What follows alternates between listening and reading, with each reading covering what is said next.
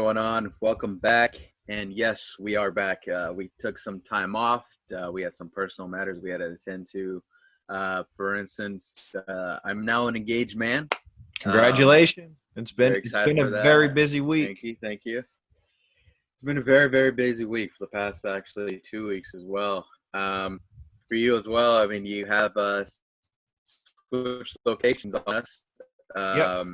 You're no longer at your local studio apartment that you're at, but you moved into a nice little house unit. Not there in. You want to give us some rundown how you like the new spot so far, or what? I like it. Got a lot more room here. I mean, it looks like I'm at Jerry World, but I just need to get some more decorations and stuff up on the walls before when I get all settled in and stuff. But I got a garage, I got an extra bedroom, way more room for me to hang out and do my thing. So happy to be here. Yeah, happy to be here. Happy that you guys are here too, watching us. Again, smash that like button, hit that subscribe button, share it along with your friends. One friend tells the other, one friend tells the other. Let's spread the world around. But for today, what we're doing is playing a little bit of catch up, but it's actually a good catch up because of a lot of NFL news that's going on, as well as training camp starting. So, starting to feel a little bit back to normalcy as things going on. We have NBA and MLB starting. We've got NHL, the WNBA is going on as well, and the UFC is still kicking along. And we just finished watching the Bellator fights last night, and they ended in a knockout. So it was actually pretty good week to catch up. So let's start it off. Yeah, we got a lot of sports. And don't forget if football is back at it, the Hall of Fame game would have been played this Thursday, which I think would have been really exciting and kind of got people pumped up for this season. But it's still, without a doubt. Yep, the NFL's still laying a little low. I'm sure it's going to be weird just getting our fantasy football drafts and things like that all set up, without seeing any football. So we're just going to catch up on a little bit of news today. We'll start off with some of the COVID opt-out guys. That timeline has officially passed, so I picked out a couple guys on here that we could talk about. Update on some contracts. A couple guys have switched teams, got extensions, and so on. And then we'll just go over maybe a couple legal things and other stuff that we have on here. But to start off with the COVID opt-outs, there was just a couple things that I noticed when looking through this list of players. I mean, it ended up being about 60, or it was exactly 69 players that opted out of the NFL this year. So that was way more than I thought. And some of the common traits to me that I saw between them was, most of them already completed one or two contracts previously. So they had a little bit of financial security. Most of them had rings already. They had some Super Bowl experience, so really nothing else to prove there. And pretty much all of them were older, closer to 30 years old, that opted out. So those young guys, they don't really have the luxury to sit out a year, so they're going to have to show off what they got so they can keep their jobs. But some of these veterans, they have years of film already out there. They know what they have, and they could take a year off. So the first guy that I wanted to talk about was Nate Solder. He was one of those guys where he's just done it all in the NFL. He's been an all-pro. He's won a Super Bowl. He's an older veteran, and, he just has nothing to prove, but he does have a son that has cancer. So to me, that's just a no-brainer. He took the year off. What do you think about that, Nate Solder? Yeah, Nate Solder. I mean, he got a lot of flack going on with the Giants. He couldn't really stay on the field, stay healthy and whatnot. But yeah, I mean, you got to take care of your kids. You know what I mean? Like, you don't want to, bring any kind of sickness, around him. His immune system's already weak, so you got to take care of your family first. And that's actually similar to what's going on with some of the college players as well. Caleb Farley, who would have been the number one corner in next year's draft. He opted out and he's declaring for the draft early. He lost a mother to cancer, and he didn't want to bring it to his father who has it. So um, that father's who all he has left, so he doesn't want to take the risk. And so coming, knowing what Nate Solder's doing as well, I mean, that's without a doubt, a smart move by him, taking care of his family. Yep.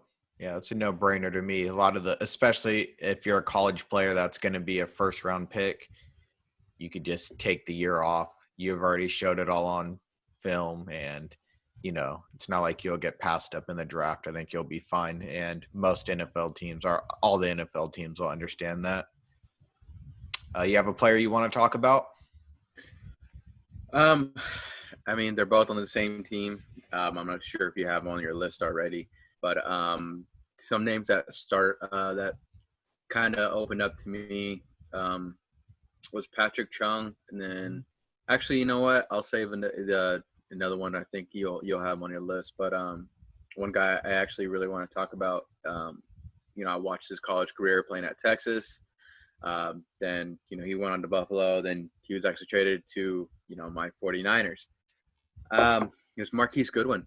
He opted out. He I was reading a lot of the comments. People a little bit selfish. Like they see him opting out. They don't really understand the history. He lost two infant children. To sicknesses. His wife also had miscarriages. So they're finally able to give birth to a healthy child, and they want to take care of him. So him and his wife are doing everything possible not to, again, bring this virus, bring this, deadly virus, to their baby that has, may have health problems. We're not 100% sure, but as far as I know, the baby is healthy.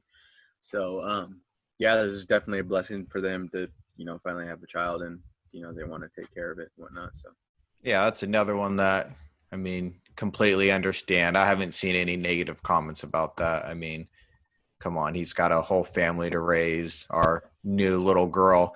I heard on there that his wife had 3 miscarriages before that. So they finally got a kid. Yeah, they finally have a child, and you can't blame them for that. I mean, all these guys, they all have legit reasons why. I mean, even if they didn't, even if it was just a simple reason, I would understand.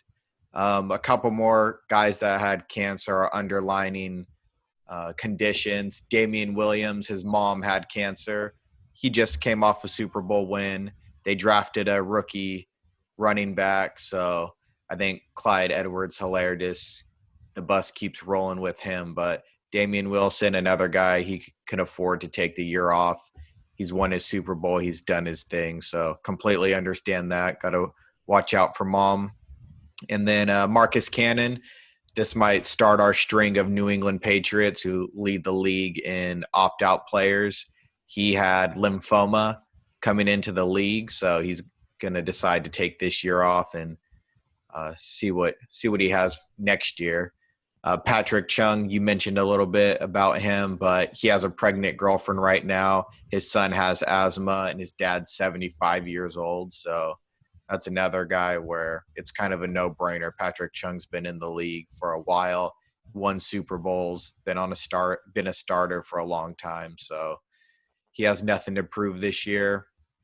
And the last guy on the Patriots that I wanted to talk about was Patrick Chung, or Dante Hightower. He has a 2-week-old son, so pretty much in the same boat as Marquise Goodwin, is just wanted to keep the young kids safe and things like that. So, yeah, the Patriots did take a pretty big hit this year.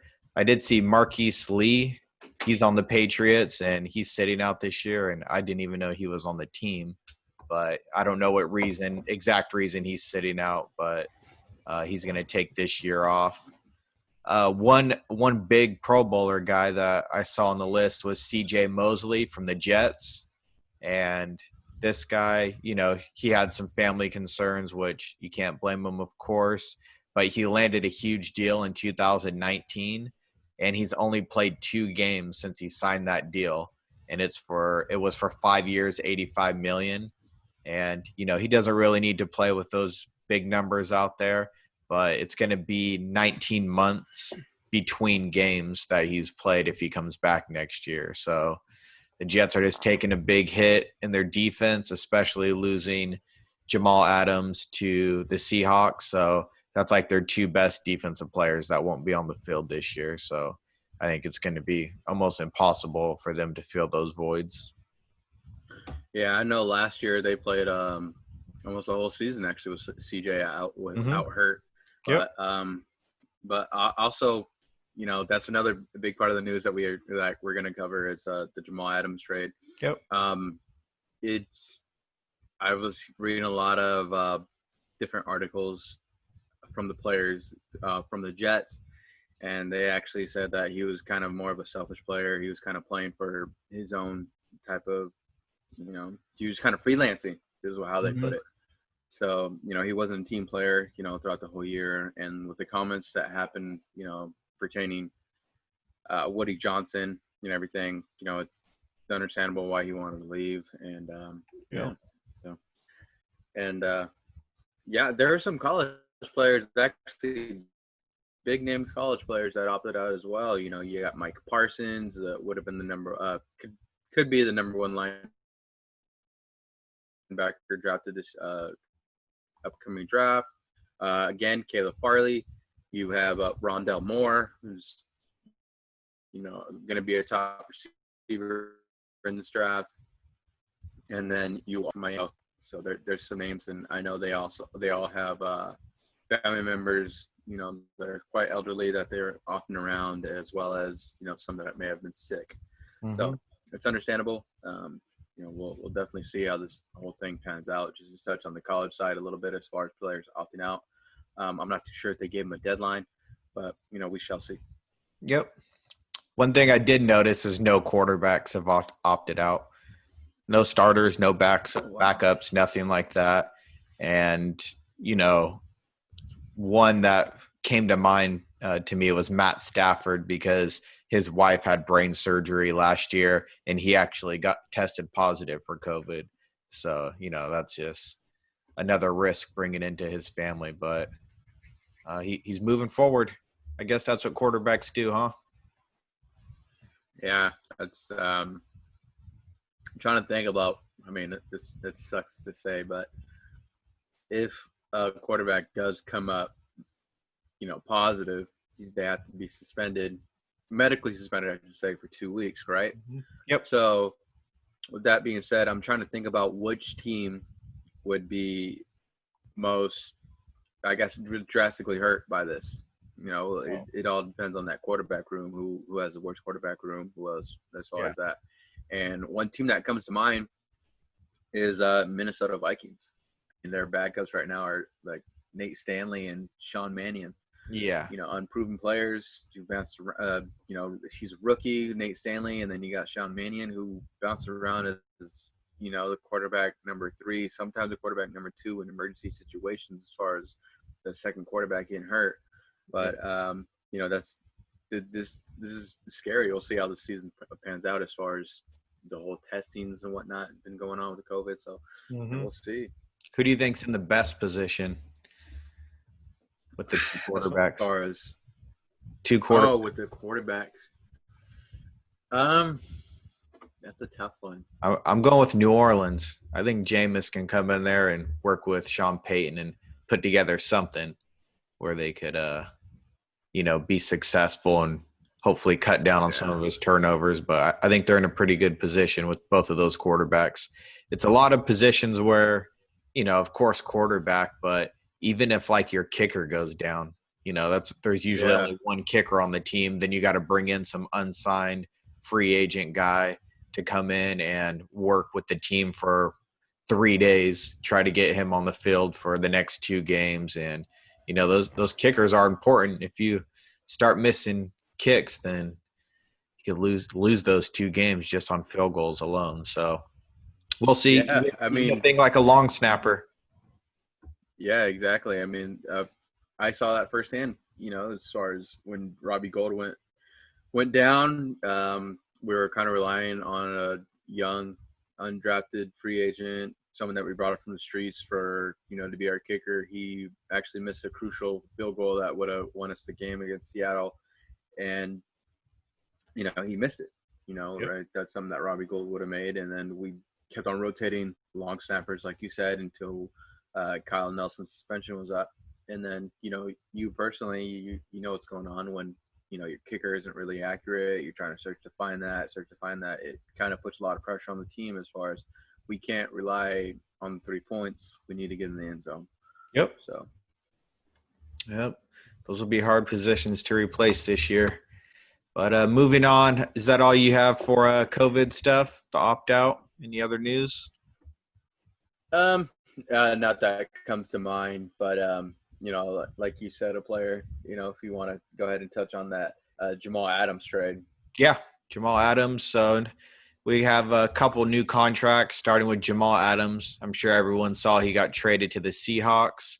The Jets ended up getting 2 first-rounders and a 4th-rounder, as well as safety in the trade. So they did give up a lot for that, but Jamal Adams is both one of our favorite players in the league, and I think he really sews up that secondary for Seattle. So he's still on his rookie contract. I think they could still tag him even after this. So, I mean, ideally they'll work out some type of deal, but I think it's a great fit. Really sews up that secondary.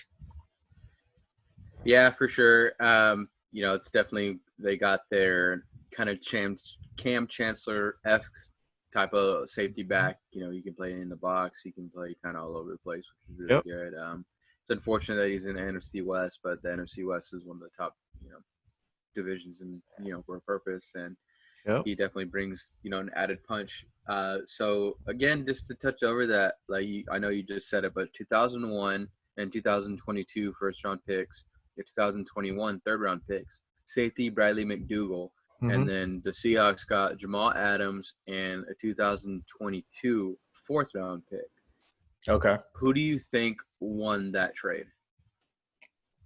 I mean, only time can tell, but I'm going to give it to the Seahawks just because they're going to be more than likely picking towards the end of the round, the first round. So that's 2 first-rounders. I mean, the 4th-rounder is whatever to me.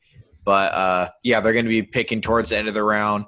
I think this is kind of I don't know. I think it's kind of an excuse when people say it, but it's true that the Seahawks have not really hit on their first round picks. It's not saying that they can't hit on 2 in the next 2 years, but looking back at their draft picks from Rashad Penny and can't even think of the other guys right now, but they really don't hit on those first round picks.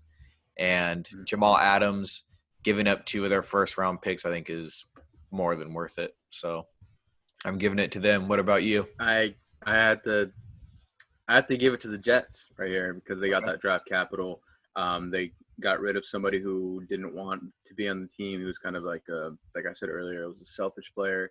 And honestly, I love Jamal Adams, but I know that the Niners are actually in kind of contention with that, so they're red. But I wouldn't give that much up. That's a little bit too much for me for a safety, just to get him. I mean, I know he's an impact player, but I wouldn't give that much up for a safety. I like Bradley McDougald. I mean, I think that he's a solid safety, and he kind of solidifies. I think the Jets are actually in good standing with the safeties. They got Marcus May. They just drafted the Cal safety as well, and then they also get a starting caliber safety in that trade, and they get a whole bunch of draft capital. They can use that draft capital to trade up, as far as that goes. And then this is kind of like the new era for general manager Joe Douglas. So we could kind of see what he kind of gets into it. I know he spent a lot of time with the Philadelphia Eagles, and they're great when it comes to drafting. So I'm excited to see what he does with those draft picks. As you know, me and you both follow the draft very, very closely. So, well, we always get excited, when it comes to it. And actually, we were talking about this last night. When we first started getting into it. The team to watch was the Raiders because they had all this draft capital. Yep. Then now it seems to be the Jets. Then it was Miami actually this year. Now it's the Jets. So we'll definitely see how time goes. I know it's a hit or miss when it comes to draft picks, and like you said, I mean, Seattle, case in point, they're not really hitting on their draft picks, and I know they just drafted Jordan Brooks because he's that versatile type of linebacker. Mm-hmm. But then again, so is Jamal Adams. He's that versatile type of linebacker. Yep. Um, But he's way as better. well as he can play linebacker, and his role is safety, but he can play in that kind of how that money backer is what they called it, right? Yeah. So To get it. But just going back to yeah. 2013, these aren't all first round picks, but it's their first pick of the draft. In 2013, Seattle, Kristen Michael, we all know him. 2014, Paul Richardson, okay. 2016, Jermaine Ifedi, another miss. 2017, Malik McDowell, never even played a snap. 2018, Rashad Penny. 2019, LJ Collier. 2020, which everyone scratched their head a little bit, was Jordan Brooks. So they think outside the box. What's funny is they're really good at getting undrafted free agents and signing them and making them starters. But those first picks, man, I would give up every one of those guys for Jamal Adams. So yeah, we'll see. Only time will tell with this one, but I think Jamal Adams is going to be way happier where he's at. Pete Carroll's just a player's coach, and kind of seems like the opposite of what he had with Gase in New York. So we shall see. He kind of got his Taylor Mays. Oh yeah, yep. So yeah, like you said, Pete Carroll. He's definitely very good about bringing, kind of.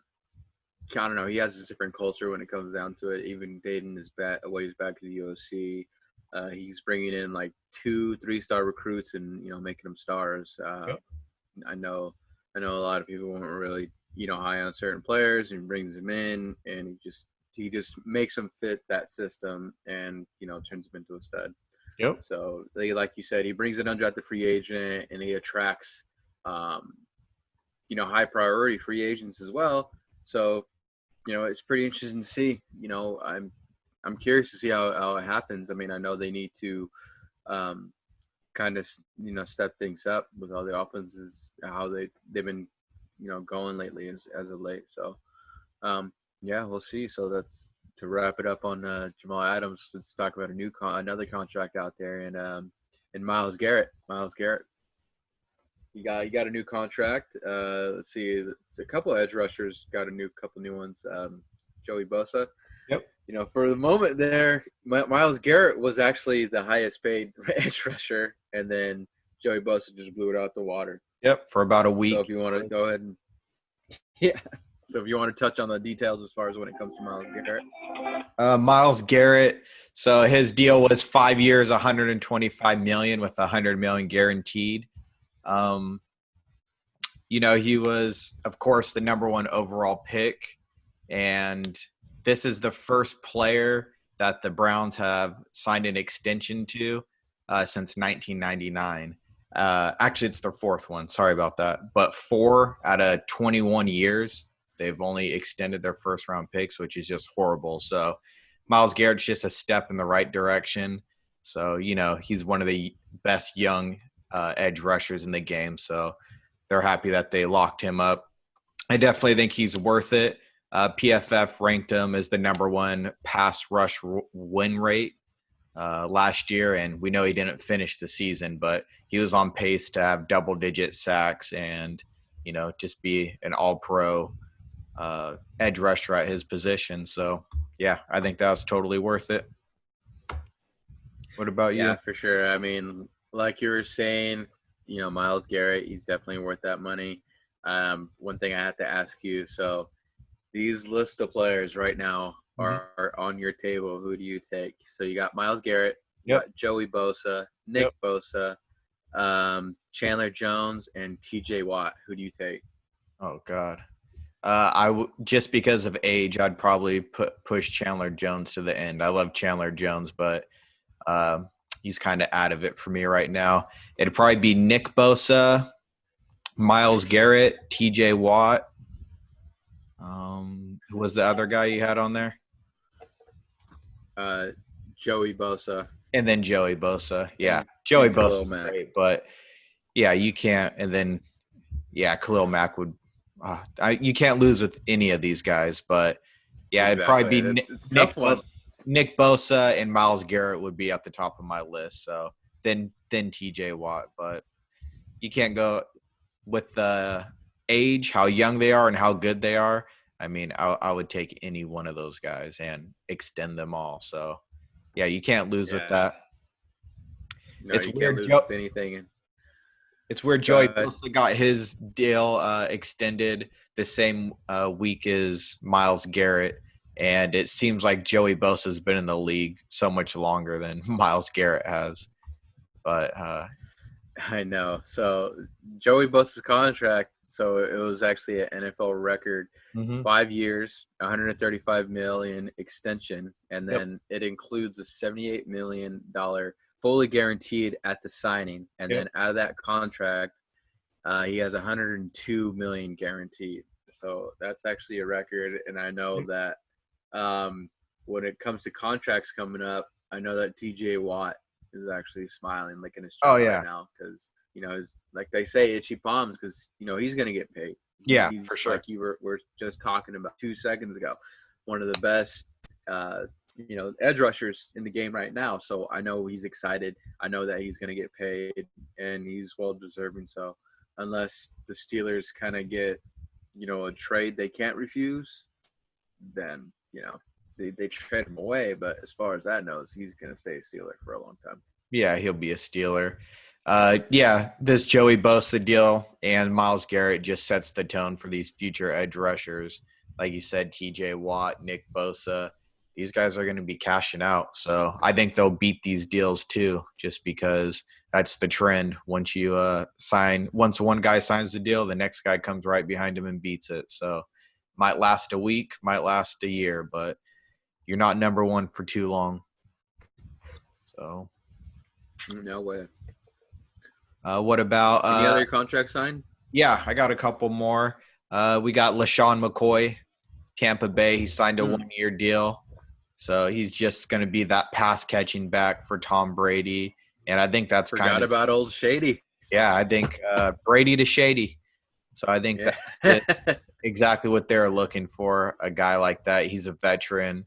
He'll come in there. And I even heard him say he's reached out to James White and Dion Lewis to kind of pick their brain and see exactly what Tom Brady likes from his running back. So that was one of the Oh wow. positions on their offense that I thought was their only weak spot. I'm not saying LaShawn McCoy sews that up so much, but he's a little bit older, but he just brings that experience and that presence to the running back room where I think it'll be fun to watch these older guys ball out. So we'll see. Yeah. We'll definitely see how everything gets going on. But yeah. So another one that there's a tight end signing in San Francisco, and Mm-hmm. no, it's not George Kittle yet. And I'm not worried. I know that deal will be done. Like you were telling me yesterday, he's going to be a Niner for at least the next 2 years because they do have that franchise tag going on. Yep. But Jordan Reed, Mm-hmm. actually an old he was actually in Washington his rookie year when Kyle Shanahan was still there, and it's kind of some familiarity. It's kind of what San Francisco does. They bring in players that kind of know the system, that they all have some kind of connection somehow. So I actually like the signing. It's definitely another weapon, definitely another toy for Kyle Shanahan to play with, and we all know how that offense goes along, how he's able to utilize somebody, get him open, and he's. I was trying to think about if he's kind of like a Jalen Hurd insurance, but I know we just drafted Jennings as well. So, I'm kind of curious. I know Debo's out right now, so he needs another passing option. So, we'll definitely see. I'm excited for that one. I actually like that one. And the Niners also signed Deion Jordan, kind of get some depth at the edge position. So I'm excited about that. And there was another signing as well. I can't bring that up right now because my window just closed. Let me touch on Jordan Reed a little bit. I think it is a good signing Go for ahead. the Niners. if he could stay on the field. It's an incentive deal, so that's perfect, especially for a guy like him. But I even mentioned it to you yesterday. I'm kind of scared for him. It's nothing to play with when you have 7 concussions on record.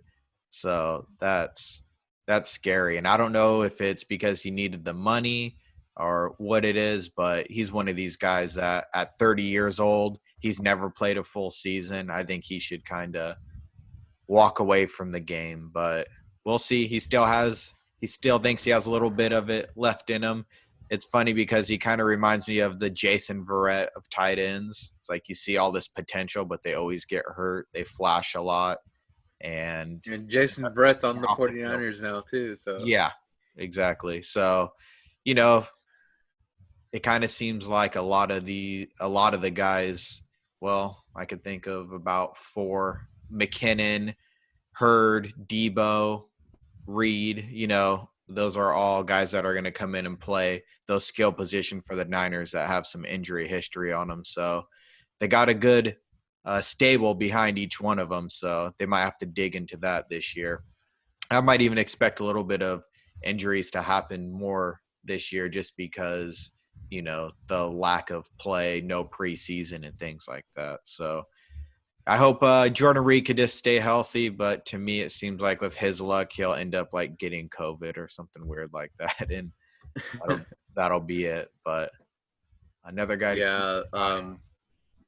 yeah, everyone was talking about how this is going to be kind of how Gronk and Hernandez, was were for the New England Patriots a little while ago. So it's pretty interesting to see how that plays out. I mean, we all saw how that was going on when they put on the 12 personnel. You couldn't really play them true because how dynamic they were. Mm-hmm. And to touch on like what you said as far as concussion goes, everyone's seen the Netflix series about Aaron Hernandez, they kind of touched on the whole CTE and how the doctor was talking about, this is the one of the worst cases you've seen a CTE going on, Yep. In a young player's mind. He wasn't that young. I'm pretty sure he was like around like 25.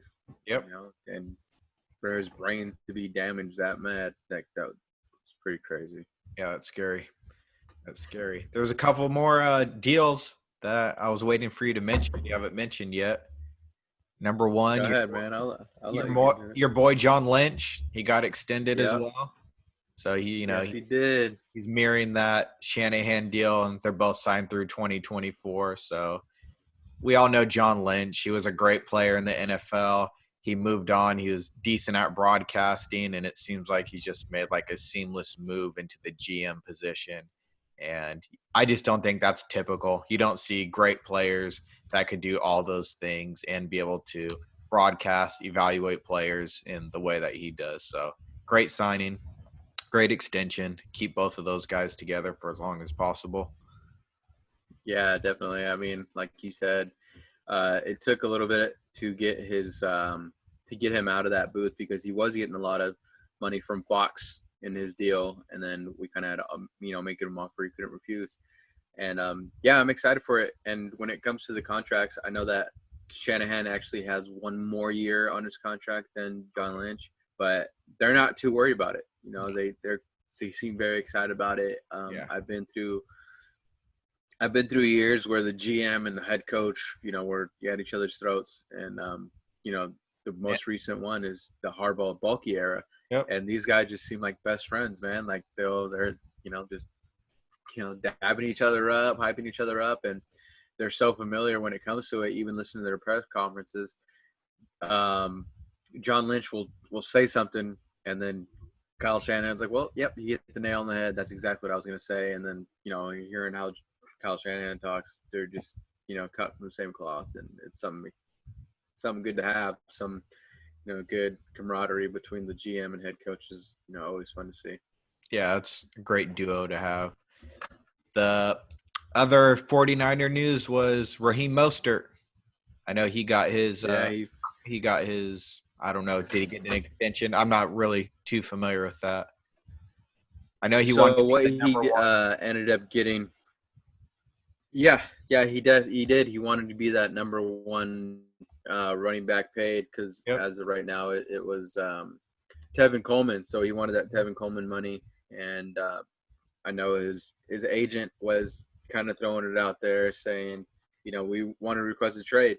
And when interviewed, John Lynch was kind of surprised. He goes, "I was actually surprised it happened because we were, we're in the talks of it, and his agent was going all haywire." And if you this is another thing I like about this Kyle Shanahan, John Lynch regime, is that you don't get a lot of leaks going on, and that's something I really do like. You don't hear about, oh hey man, I hear they're close. Oh man, they're gonna sign this. But when it came down to it, we kind of gave him more money up front, and he signed an incentive deal. So if you're hit these amount of yards, you're gonna get this amount of money.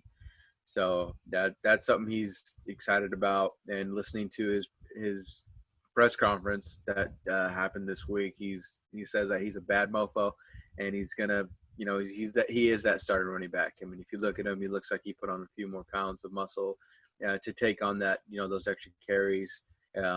Possibly that his carries that he had last year are going to be split between Tevin Coleman and McKinnon, or one of the undrafted free agents, and Hasty or Salvin Ahmed. So I'm excited to see that. I'm glad that's done. I'm glad he's happy. So well, that's something exciting to see.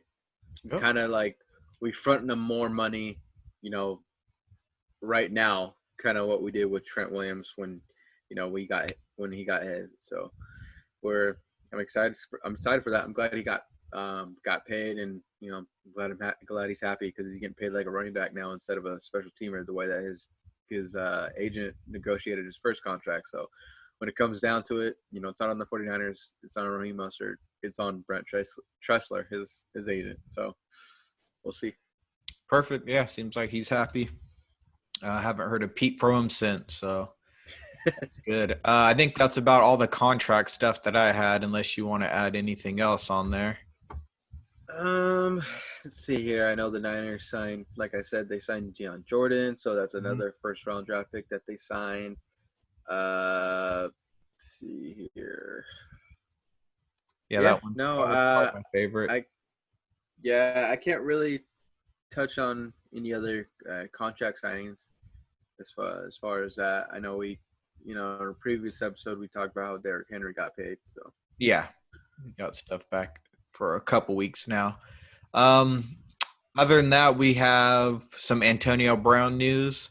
His suspension did come down, and it's an 8-game suspension, so that extends his retirement a couple more weeks. So we'll see if a team picks him up. I kind of think that they will, especially with all these opt-out guys. There'll be room on teams. He's got to find the right one. Something tells me maybe Seattle, just because he was working out with Russell Wilson.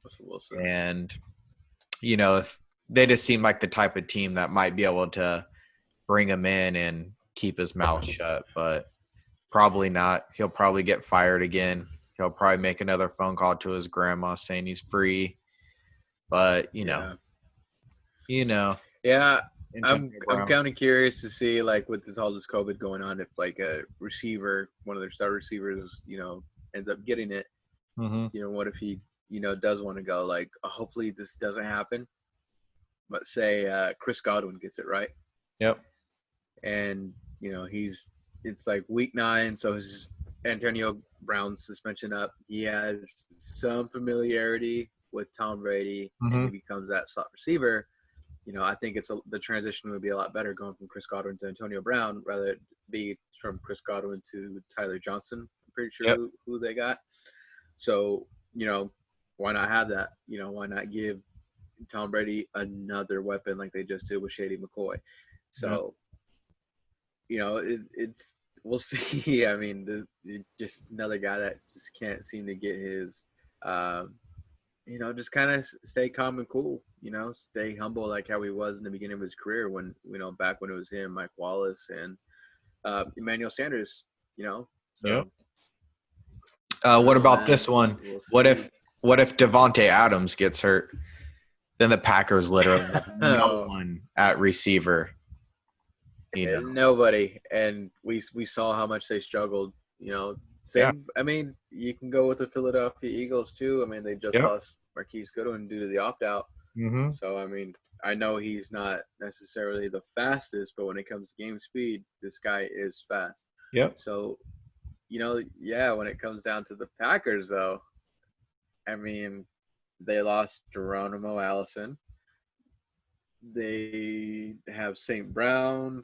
They have Valdez Scantling. Have Kumaro. Um, Kumaro. I mean, we'll see. Yeah. They are really thin at wide receiver, and if one thing happens to Adams, I think their offense is screwed. So that came to mind to me. I know that they have their number one, but man, if Devontae Adams goes down, they're in deep trouble. So that actually brings me to a kind of question I forgot to ask you last night while we were at Funk Belt. So no quarterback has opted out, correct? But Correct. say what offensive player, like a skill offensive player that's not a quarterback, if they went down, that whole offense is axed. It might be Devontae Adams just because they have no help anywhere else. What about that the tight end. Titans with Derrick Henry? They have no depth behind him either, and they use Yeah, him as the focal point of that offense. So yeah, I can see that as well. yeah. So I'm trying to think of another one too. I mean, Mm-hmm. maybe even the Bears. If Montgomery goes down, they can't really rely on Cohen. Yeah, I don't think he yeah. can handle the big. No, definitely, he's a complimentary scat back type of guy. Yeah, that'd be a tough one. I'm looking through some of these guys right now, but yeah, I think those two would probably be at the top of my list. I know people would probably want to say the Cowboys, as far as Zeke, because when it comes to running back, everyone Mhm. thinks of Zeke right away. But Tony Pollard, he showed some giddy up. I mean, Mhm. even it showed enough giddy up for even the Jerry just to say, Zeke who when it came to press conference. I know he was joking around, but still, I mean, Tony Pollard was showing that he was able to handle it. Yeah, Yeah. I mean, Any of it's those main yeah, guys where offenses just run through them, if they go down, they don't have a solid backup, then they will definitely be in trouble. So yeah. yeah, You can't even say Michael Thomas anymore because they just picked up Emmanuel Sanders, and yep. he's been the lead receiver on teams before. Mm-hmm. Now he's the number two. That I think they'll be okay. I think they'll be just Yeah, fine. they also have two running backs and a great offensive line. I don't think it's as big as a deal as the Packers losing Devontae Adams or um, the Titans losing Derrick Henry. So Yeah. yeah. The only other piece of information that I have right now to go over is the Darius Geis arrest. And to me, Oh God. seems like this was going to be the year where, he needed to prove himself and stay on the field and all that stuff. But he was got arrested for domestic violence and one count of strangulation. And he is pretty much instantly cut. And you can't blame Washington for that. I feel bad for Ron Rivera.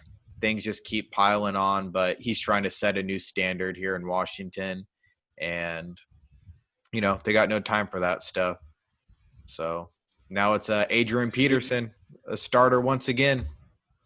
Yeah, so the depth chart for them is Adrian Peterson, then you got the rookie Antonio Gibson, Mm-hmm. JD McKissick, and then Peyton Barber. Yep. I mean, I thought they had Bryce Love on here now. Guess not. Guess they got rid of him. But yeah, I mean it's unfortunate. It dates like we were talking about last night. It dates back all the way to his LSU days where he had character issues. And Mm-hmm. something that I learned yesterday that he told me is this is actually his third case when it comes to domestic violence. And Yep. yesterday he did the I guess it's kind of counterintuitive to say, but he did the right thing by turning himself in. I mean, dumbass shouldn't have done it in the first place.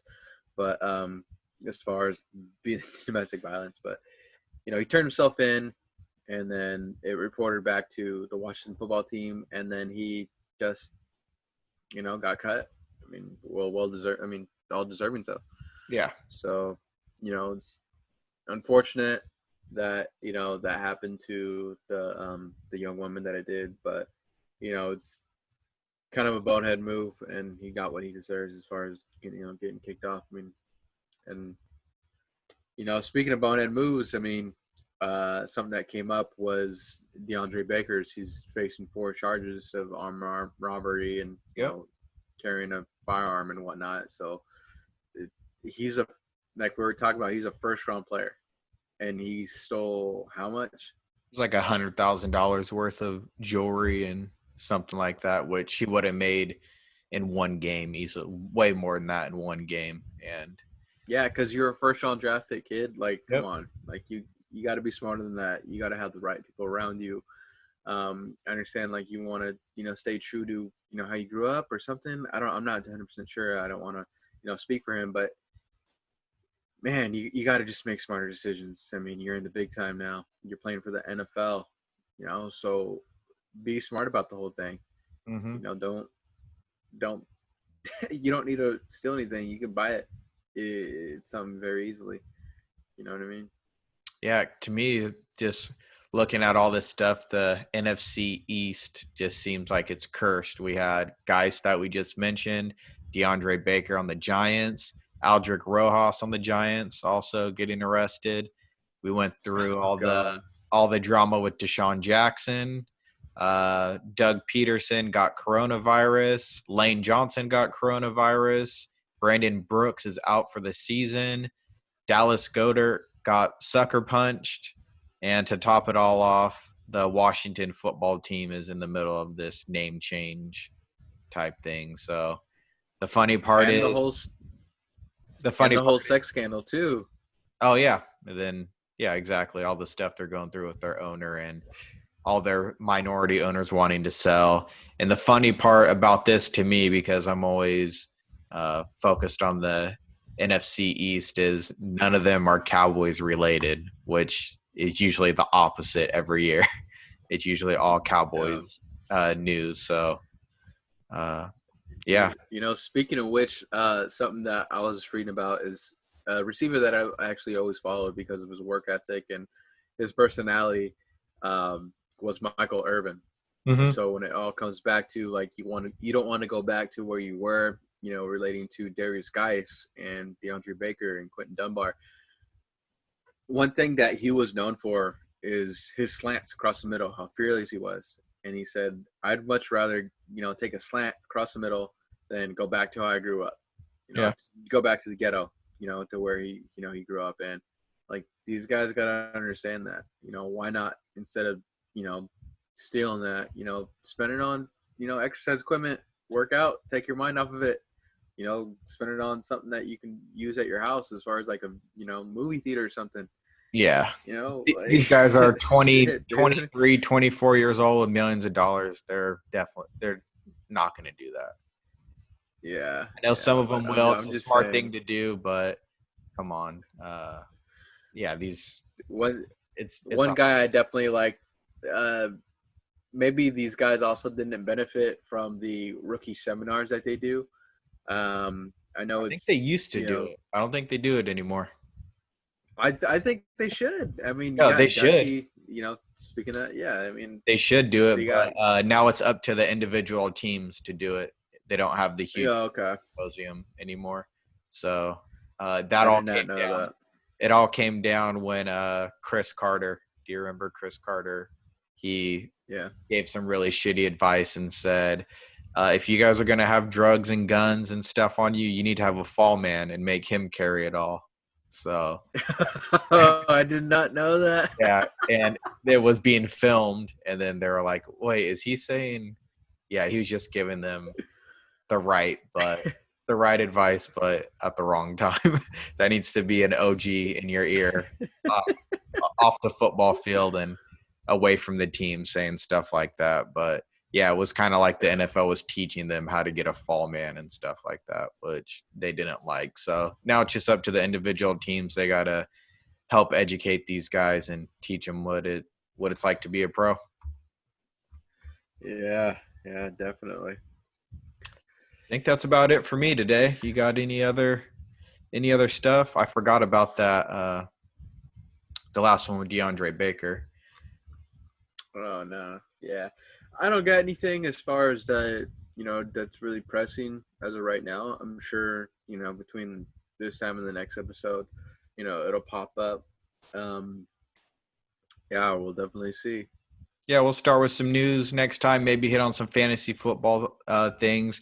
We have our draft coming up at the end of this month, so I've been digging in and looking at stats and players on new teams and stuff like that. So maybe we'll touch on a little bit of quarterbacks, running backs, wide receivers, and fantasy football information. Yeah, actually, that should probably be our next topic is our skilled position players and our rankings as far as that goes in fantasy football. Don't want to give too much away because we are in a couple of the same leagues, but Yep. yeah, all is fun.